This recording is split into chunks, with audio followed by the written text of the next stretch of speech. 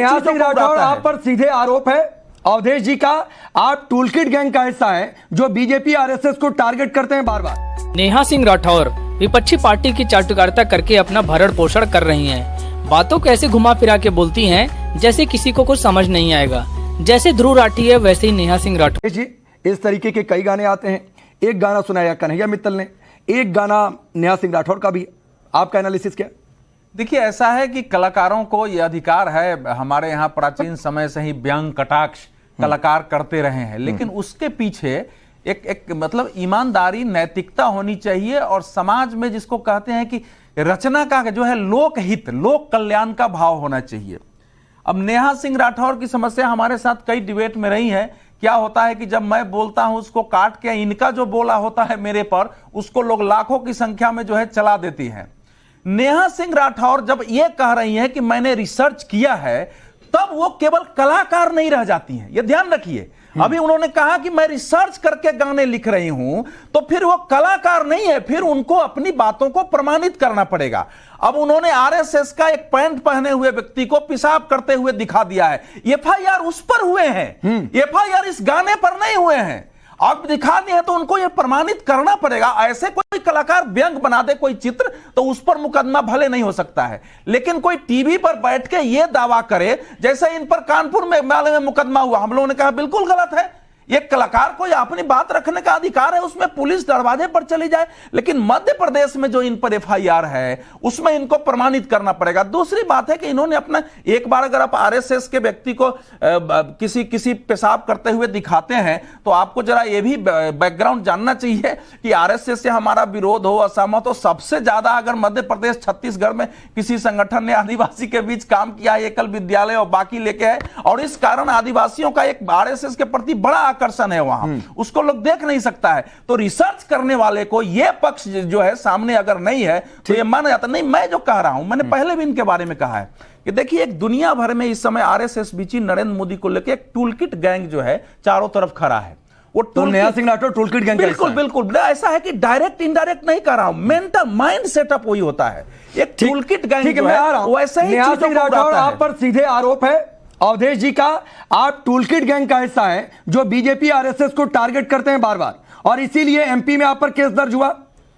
कई सारी घटनाओं से इस बात के संकेत आ जाते हैं जो आरोप लगाए जाते हैं। अवधेश जी के आवाज आ रही है मेरी? बिल्कुल आ रही है।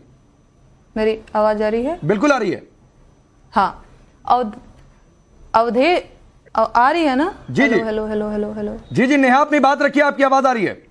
हाँ, अवधेश जी कह रहे हैं कि मैंने आरएसएस के गणवेश को डिफेम किया और उस वजह से मेरे खिलाफ जो है वो एमपी में एफआईआर हुआ है। मैं अवधेश जी से पूछना चाहती हूँ कि ये तो चोर की दाढ़ी में तिनका वाली बात हो गई। आपने अपनी सहूलियत के हिसाब से उसमें आरएसएस का गणवेश देख लिया। आप जरा मुझे बताइए कि आरएसएस के लोग जो हैं क्या वो आदिवासी के सिर पे पेशाब करते हैं या फिर वो शर्ट के ऊपर जनेऊ पहनते हैं? और रही बात हाफ पैंट की, जिसको तो वो तो उसने पहना भी नहीं है, कार्टून की अगर बात करी जाए तो उसमें तो एक विक्षिप्त आदमी की मानसिकता दिख रही है कि वो सिगरेट पी रहा है, उसको अपने शरीर का शुद्ध बुद्ध नहीं है।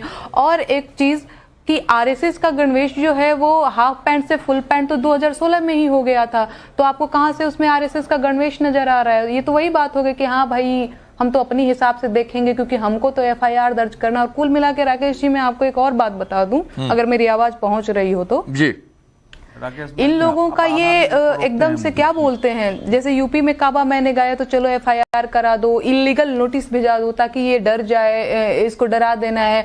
25-26 साल की लड़की है, गांव देहात की लड़की है, ज्यादा तो कानून जानती नहीं होगी, तो इसको डरा देते हैं। मेन दिक्कत इनको एमपी में काबा पार्ट 1 कमिंग सून टाइटल से हो गई। उस कार्टून से इनको कोई लेना देना नहीं है ना? तो मेन दिक्कत नहीं, जो सवाल है अवधेश जी खुद जवाब देंगे, उस पर कई सारे क्रॉस क्वेश्चन है अवधेश जी। एक घटना का शायद एक जगह एफआईआर होता होगा।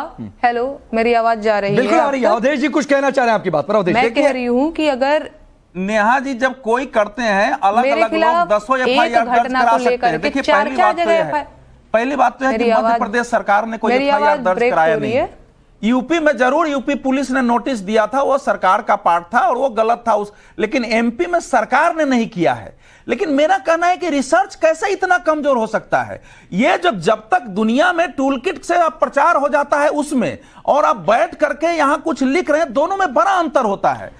तो जब हम रिसर्च की अगर आप बात कर रहे हैं अवधेश जी, तो लोगों ने कहा कि यूपी में तो रेमडेसिविर की कोई कमी ही नहीं थी, कोरोना में ऑक्सीजन की कमी ही नहीं थी, और हम यहाँ पे अपनी सास को लेकर के एडमिट थे अंबेडकर नगर मेडिकल कॉलेज में, और वहां पे क्या बोलते हैं कि रेमडेसिविर रखा हुआ था और ब्लैक में मिल रहा था, हमारे पास पैसे नहीं थे और ये सारी चीजें थी, तो हमारे कोरोना काल में जरूर हुआ है, लेकिन फिर भी यूपी का प्रबंधन ऑक्सीजन की कमी थी, हम लोगों ने देश भर में देखा है, कोरोना एक आपात स्थिति थी, उसमें कठिनाइयां आई थी।